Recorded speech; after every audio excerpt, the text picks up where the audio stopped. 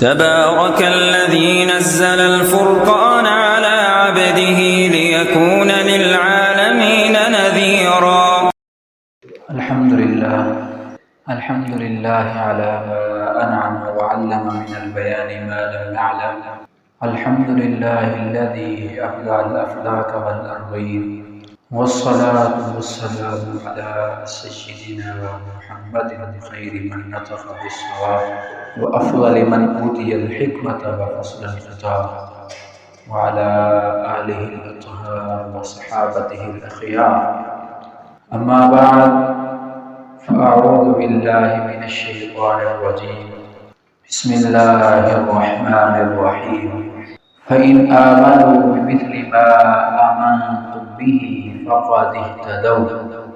وقال رسول الله صلى الله عليه وسلم: اللهم علمه الكتاب والحساب ومكن له في البلاد. وفي رواية بقه سوء العذاب. وفي رواية أخرى: اللهم اجعل معاوية هاديا مهديا واهد بي. صدق اللہ العظیم وصدق رسولہ النبی الکریم.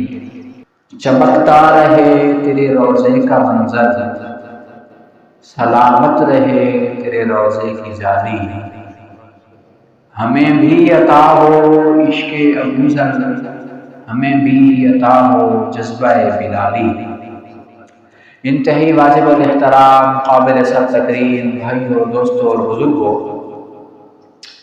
اللہ تبارک و تعالی نے ہم پر کرم و احسان فرمایا کہ ہمیں مسلمان بنایا اور آپ علیہ السلام کی امت میں پیدا فرمایا. اللہ تبارک و تعالی نے مختلف مخلوقات کو بسایا. ان مخلوقات میں سے ایک وقت ہے. وقت زمانے کی رفتار کو کہا جاتا ہے، جس سے سال، مہینے، دن، گھنٹے، منٹ اور سیکنڈ وجود میں آتے ہیں. اللہ تبارک و تعالی نے ان مہینوں اور سالوں اور دنوں میں سے بعض کو بعض پر فضیلت عطا فرمائی ہے. ان فضیلت والے مہینوں میں سے 4 مہینے بڑی فضیلت والے ہیں، جن کو اشہر حرم کے نام سے یاد کیا جاتا ہے: ذوالقعدہ، ذوالحجہ، محرم الحرام اور رجب. ان 4 مہینوں میں سے ایک مہینہ رجب المرجب ہے. رجب المرجب کا جب چاند دیکھا جاتا ہے تو یوں دعا کی جاتی ہے: اللہم بارک لنا فی رجب و شعبان وبلغنا رمضان. اے ہمارے رب، ہمارے رجب اور شعبان کے مہینے میں برکت عطا فرما اور ہمیں رمضان المبارک تک پہنچا دے.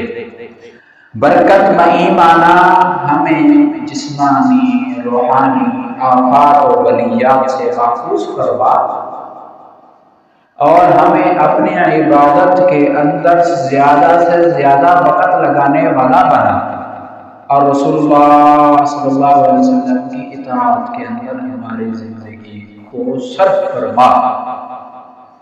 کیونکہ رجب اور شعبان یہ مقدمہ ہوتے ہیں رمضان المبارک کا، اور رمضان رحمتوں کو سمیٹنے کا مہینہ ہے اور مغفرت سے اپنے آپ کو سرشار کرنے کا مہینہ ہے اور جہنم سے خلاصی کا مہینہ ہے.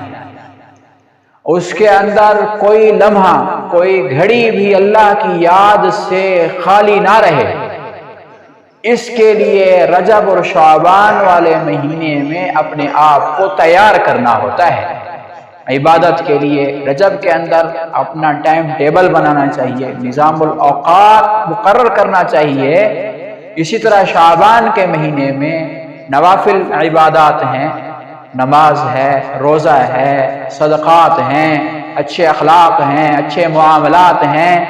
شریعت کے مطابق اپنے آپ کو سنوارنا ہے تاکہ رمضان المبارک کے اندر کوئی لمحہ بھی ہمارے اوپر رحمت سے خالی نہ ہو. رجب المرجب کے مہینے کے اندر کافی سارے تاریخی واقعات رونما ہوئے.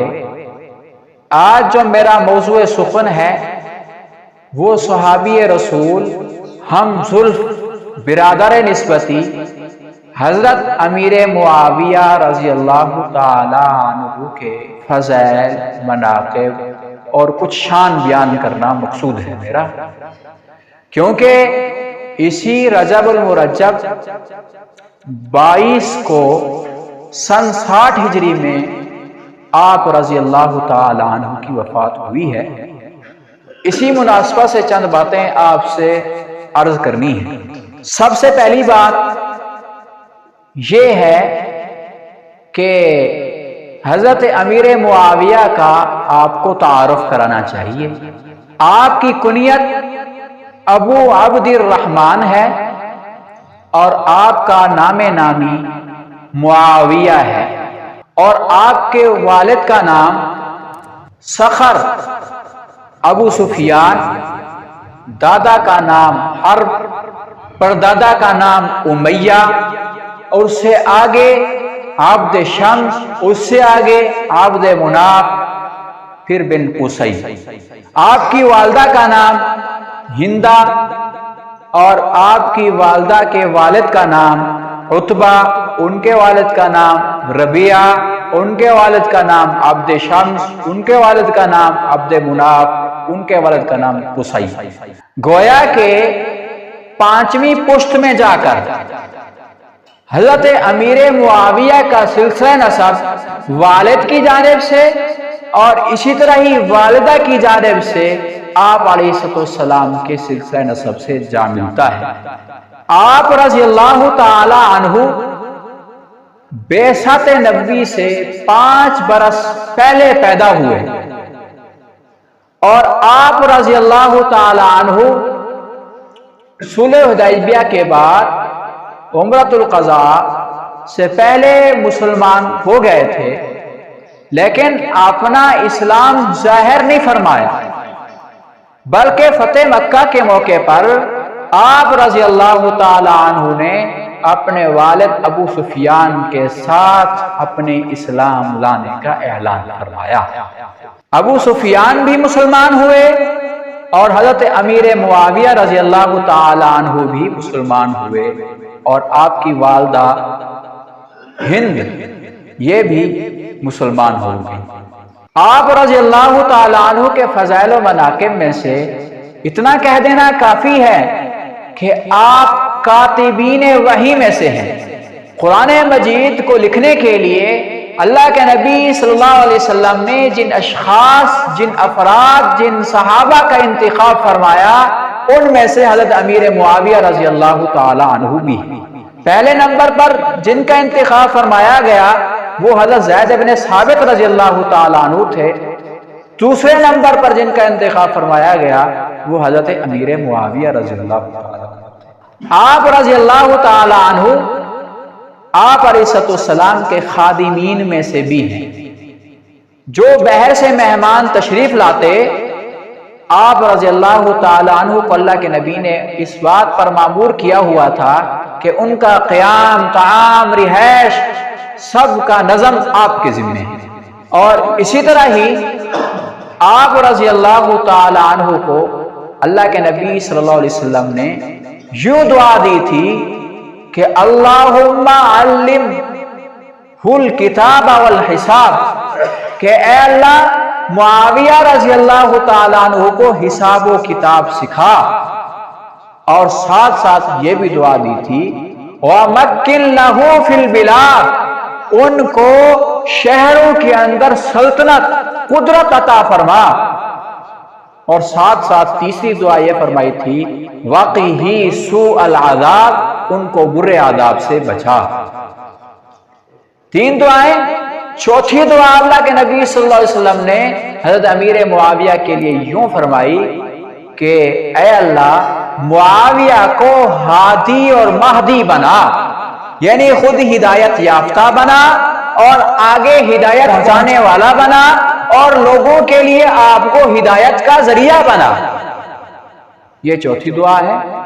5ویں دعا حضرت امیر معاویہ رضی اللہ تعالی عنہ کے لیے اللہ کے نبی صلی اللہ علیہ وسلم نے یہ فرمائی، ایک مرتبہ حضرت ام حبیبہ رضی اللہ تعالی عنہا جو ام المؤمنین ہیں، آپ کی زوجہ محترمہ ہیں اور حضرت امیر معاویہ کی بہن ہیں، آپ کے بالوں میں سے کچھ نکال رہی تھی تو اور پیار بھرے انداز سے اپنے بھائی کے ساتھ محبت و شفقت کے ساتھ پیش آ رہی تھی، تو اللہ کے نبی صلی اللہ علیہ وسلم نے فرمایا کیا آپ کو معاویہ سے محبت ہے؟ تو حضرت ام حبیبہ رضی اللہ عنہا نے فرمایا کہ جی ہاں۔ تو اللہ کے نبی صلی اللہ علیہ وسلم نے فرمایا کہ اے اللہ میں ان دونوں سے محبت رکھتا ہوں، تو بھی ان دونوں سے محبت رکھ۔ تو یہ دعا اللہ کے نبی صلی اللہ علیہ وسلم نے امیر معاویہ کو عطا فرمائی۔ معاویہ کا جو لغت کے اندر نام یہ معاویہ ہے، ویسے کسی کا نام جب رکھ دیا جائے تو اس کے معنی کو نہیں دیکھا جاتا، بلکہ نام تعارف کے لیے ہوتا ہے۔ اس سے قرآن مجید میں آتا ہے یا ایھا الناس انا خلقناکم من ذکر و انثی وجعلناکم شعوبا وقبائل لتعارفوا۔ اللہ فرماتے ہیں کہ ہم نے تمہیں مذکر و مؤنث مرد و عورت سے پیدا کیا اور تمہارے لیے قبیلے اور یہ چیزیں بنائی، کس کے لیے؟ تعارف کے لیے۔ تو معاویہ یہ حضرت امیر معاویہ کا نام ہے اور اس کا معنی ہے ستارہ۔ اللہ کے نبی صلی اللہ علیہ وسلم نے صحابہ اکرام رضوان اللہ علیہم اجمعین کو نجوم ہدایت فرمایا ہے۔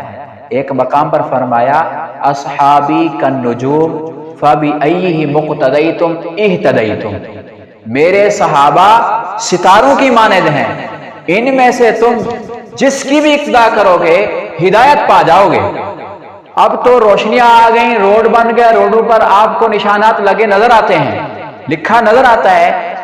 آج سے پہلے جب روشنیاں نہ تھیں، یہ علامتی نظام نہ تھا، تو جب رات کو سفر کیا جاتا گھوڑوں پر، اونٹوں پر، گدھوں پر، خچروں پر، تو راستے ستاروں کے ذریعے سے معلوم کیے جاتے تھے کہ یہ شمال کا ستارہ ہے، ادھر جا رہا ہے تو یہ راستہ ادھر کو جا رہا ہوگا، یہ مشرق کا ستارہ ہے، یہ مغرب کا ستارہ ہے، تو ستاروں کے ذریعے سے راستے معلوم کیے جاتے تھے۔ بالخصوص جب سمندروں میں سفر کیا جاتا تھا تو اس وقت ان ستاروں کو دیکھ کر راستہ معلوم کیا جاتا تھا۔ قرآن یہ فرماتا ہے وَبِالنَّجْمِ هُمْ يَهْتَدُونَ، وہ لوگ ان ستاروں کے ذریعے سے راستے معلوم کرتے ہیں۔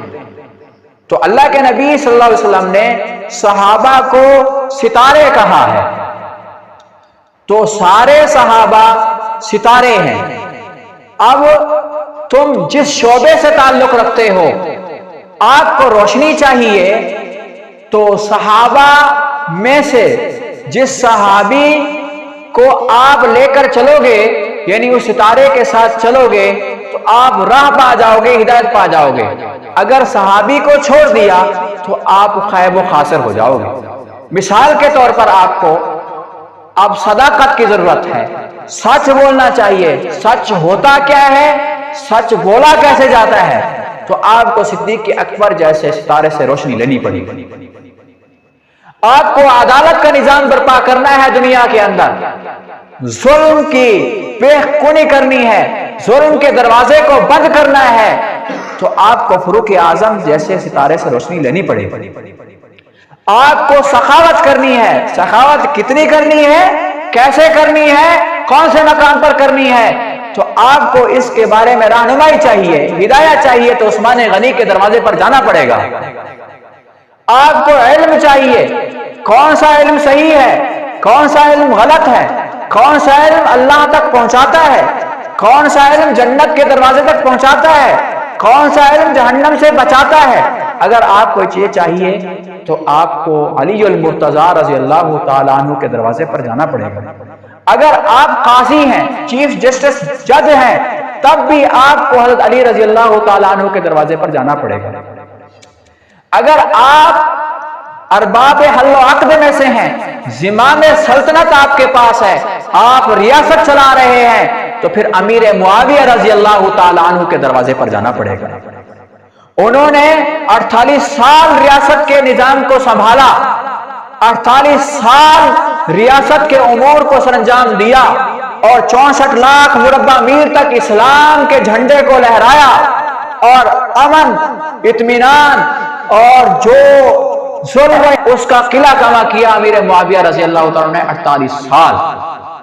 حضرت سیدنا صدیق اکبر رضی اللہ تعالی عنہ کے دور کے اندر انہوں نے بھی کافی ساری جنگیں کی اور کافی ساری فتوحات کی۔ اسی طرح فاروق اعظم رضی اللہ تعالی عنہ کے اندر دور کے اندر رومیوں کو ان کے گھروں سے نکالا، قبرص فتح کیا، اور اسی طرح ہی حضرت عثمان غنی رضی اللہ تعالی عنہ کے اندر یہ بحری بیڑا تیار کیا، اور سب سے پہلے جو سمندری جنگ ہوئی ہے وہ عثمان غنی رضی اللہ تعالیٰ عنہ کے دور میں ہوئی ہے۔ اس کے سپہ سالار حضرت امیر معاویہ تھے، اور وہ عرب سے نکل کر افریقہ یورپ تک پہنچے، وہاں بھی اسلام کا پھیرا لہرایا۔ یہ امیر معاویہ وہ شخصیت ہیں۔ اور آج کچھ لوگ نادانی ناسمجھی کی وجہ سے غیروں کے ہتھے چڑھ کے صحابہ اکرام رضوان اللہ علیہم اجمعین پر زبان تان دراز کرتے ہیں۔ یہ بات یاد رکھیے، صحابہ اکرام رضوان اللہ علیہم اجمعین اسلام کی اساس اور بنیاد ہے۔ اگر صحابہ کو درمیان میں سے نکال دیا جائے تو اسلام آپ کے پاس محفوظ نہیں رہتا۔ نماز کن کے ذریعے سے پہنچی؟ صحابہ کے ذریعے سے۔ زکوٰۃ کن کے ذریعے؟ صحابہ کے ذریعے۔ اسلام کا پورا نظام کن کے ذریعے سے پہنچا؟ صحابہ کے ذریعے، کیونکہ دین کو اترتا اور دین کو نافذ ہوتا صحابہ نے دیکھا ہے۔ آپ علیہ السلام کی خلوتی زندگی، آپ علیہ السلام کی جلوتی زندگی، آپ علیہ السلام کی معاملاتی زندگی، آپ علیہ السلام کی معاشرتی زندگی صحابہ نے دیکھی ہے۔ اگر صحابہ درمیان میں نکال دیں تو اسلام کا ذرہ برابر بھی ہمارے پاس نہیں ہو سکتا، اس لیے ہمیں صحابہ کی ضرورت ہے۔ اور صحابہ پر قیامت کی صبح تک لوگ باتیں کرتے رہیں گے، لیکن دفاع یہ سنت اللہ ہے کہ جب مشرکین مکہ کو کہا گیا کہ آپ اسلام لائیں تو انہوں نے کہا ہم کیسا اسلام لائیں؟ تو قرآن میں نازل ہوا آپ اسلام ایسا لائیں جیسا کہ یہ لوگ اسلام لائیں، یعنی مراد صحابہ اکرام ہیں۔ جسے قرآن میں آتا ہے وَإِذَا قِيلَ لَهُمْ آمِنُوا كَمَا آمَنَ النَّاسُ، ان کو کہا گیا آپ ایمان ایسے لائیں جیسا کہ لوگ ایمان لائیں، تو انہوں نے جواب کیا دیا قَالُوا أَنُؤْمِنُ كَمَا آمَنَ السُّفَهَاءُ، ہم ایمان ایسے لائیں جیسا کہ یہ بے وقوف ایمان لائیں۔ جانتے ہو پھر اللہ نے کیا جواب دیا؟ اللہ نے صحابہ کا دفاع کرتے ہوئے جواب دیا الا انہم هم السفہاء، خبردار تم لوگ بے وقوف ہو، یہ صحابہ بے وقوف نہیں۔ اسی طرح ہی یہودیوں کو اللہ نے ایک مقام پر فرمایا فَإِنْ آمَنُوا بِمِثْلِ مَا آمَنْتُمْ بِهِ فَقَدْ اهْتَدَوْا، اگر تم ایمان لانا چاہتے ہو تو ایمان ایسا لاؤ جیسا کہ صحابہ ایمان لائے، تم ہدایت پا جاؤ گے۔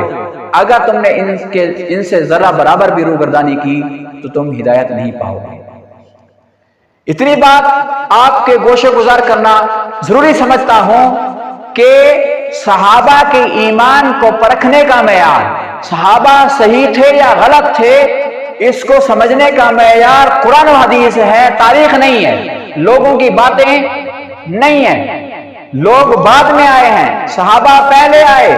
صحابہ کے بارے میں بعد کے لوگ کیا خیالات رکھتے ہیں، کیا نظریات رکھتے ہیں، ان کی بات کی رتی برابر بھی کوئی اہمیت نہیں ہے، بلکہ صحابہ کو اگر سمجھنا ہے صحابہ کیسے لوگ تھے تو قرآن مجید سے رہنمائی لینی پڑے گی۔